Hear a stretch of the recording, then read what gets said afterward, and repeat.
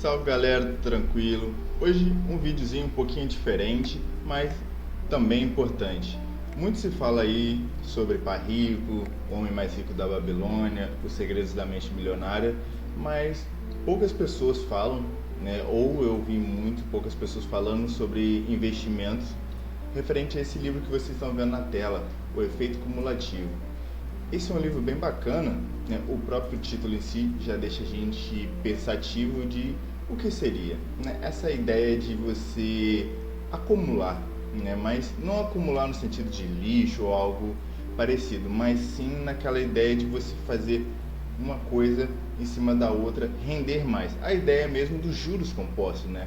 Como muita gente diz, é a quinta maravilha do mundo, né? Que os efeitos dos juros compostos são mais conforme você vai juntando. Então, hoje eu queria falar um pouquinho dele.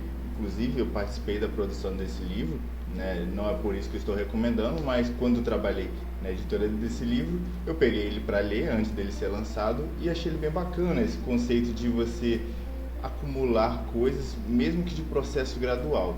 E eu fiz um mapa mental, aqui já vou abrir ele para nós, falando um pouquinho dos principais conceitos desse livro, né? E como a gente pode aplicar ele não só para a vida, né, financeira, mas também como coisas do dia a dia, porque afinal de contas, as finanças que a gente tem, elas são construídas de pequenos hábitos que vão se acumulando e fazendo diversas coisas. Então, a primeira ideia que já temos aqui é exatamente essa, de pequenas ações que a gente vai fazendo, que elas vão se mantendo ao longo do tempo, né? A gente chama isso de constância.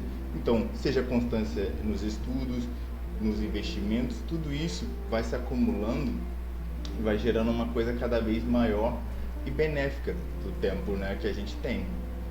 E os principais conceitos do livro são o poder das pequenas ações, escolhas conscientes, construir bons hábitos, né, disciplina e persistência, monitoramento do progresso, influências externas e o ambiente que a gente vive, acelerar o processo, né? Vamos destrinchar um pouquinho cada uma delas aqui. Vamos lá. As pequenas ações. Pode ser até uma coisa boba, né? Mas vejam como é importante. Beber água, né? Você no dia a dia fala assim, costumo beber um suco, eu costumo beber refrigerante, costumo beber, sei lá, esse suco concentrado. Mas às vezes a gente esquece de beber água.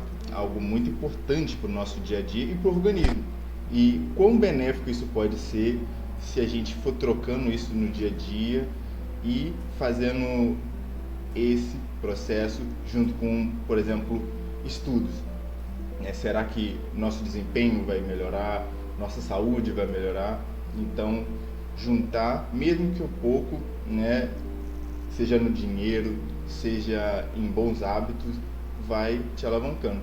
Por exemplo mesmo, vai adiantar eu juntar R$ 100. Talvez R$ 100 não vá mudar a sua vida, como já falei no vídeo anterior.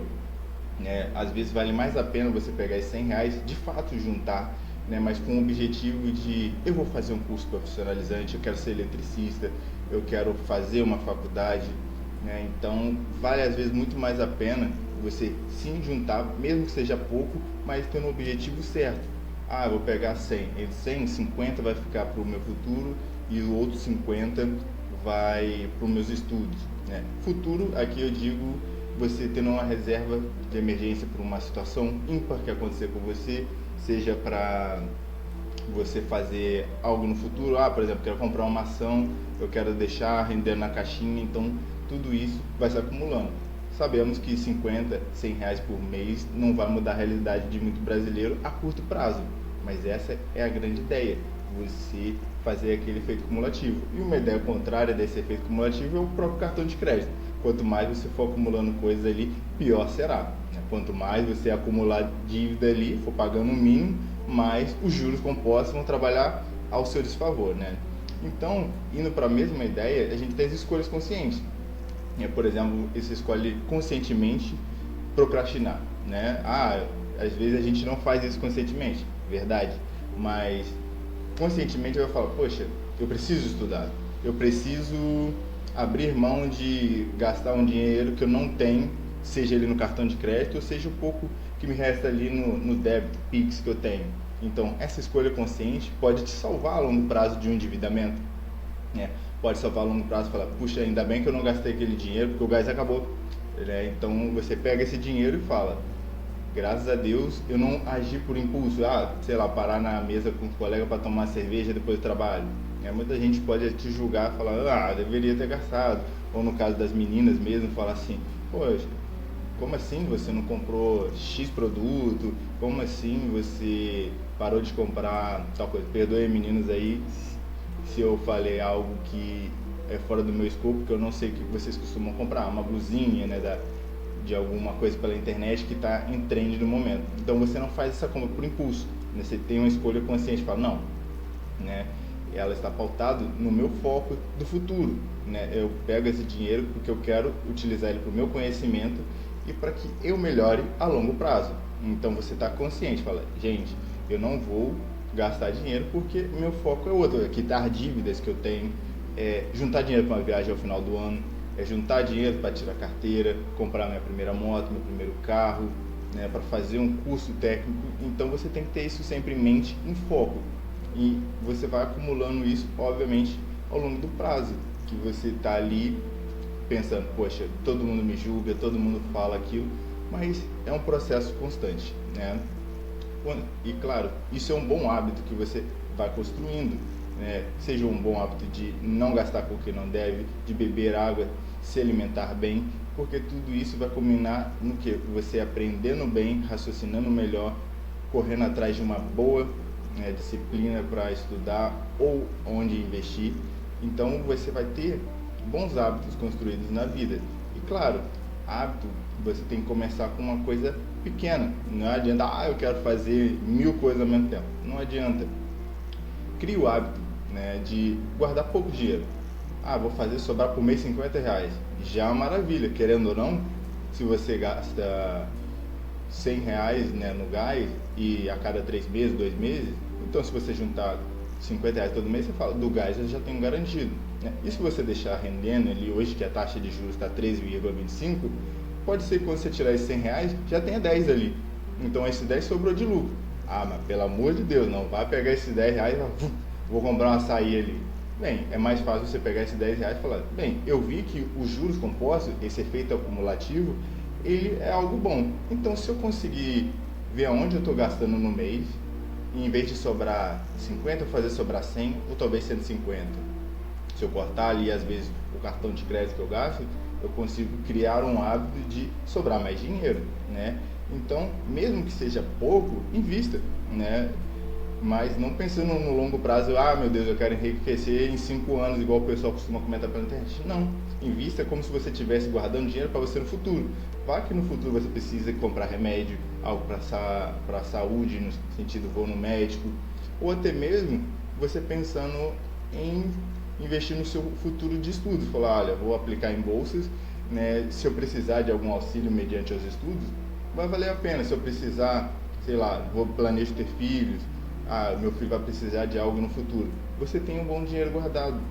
Então crie esses hábitos, né? Invista nem que seja pouquinho, né? Seja na bolsa, vai estudando. Então vai criando esse hábito de estudar também sobre coisas que te interessam, porque se você quer ter carro, você vai ter que estudar sobre carro, onde é mecânico, peças baratas, carro barato.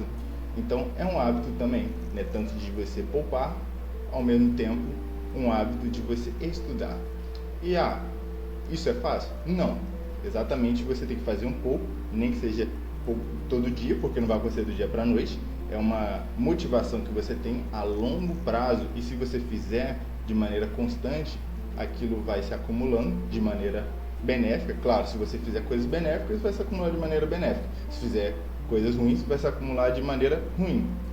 Então, faça coisas boas para se acumularem de maneiras boas e não espere que mude da noite para o dia. Vai ser uma progressão de hábitos que vai te manter ali. Mas eu não estou com vontade e tudo mais. Beleza, nem sempre a gente vai estar com vontade, mas é a disciplina que mantém você. Então, se você se manter nessa disciplina e na persistência, porque algo deu ruim, eu vou parar. Não, mantenha-se persistente. Se eu não me mantesse persistente ao longo dos 5, 6 anos que eu invisto, eu nunca teria chegado aos 100 mil. Eu ia falar, juntar 10 mil é difícil, 50 é difícil. Eu teria desistido na faculdade, porque primeiro semestre eu já fui reprovado em uma matéria. Então, se eu não tivesse persistido, estudado, corrido atrás, eu teria me lascado, né?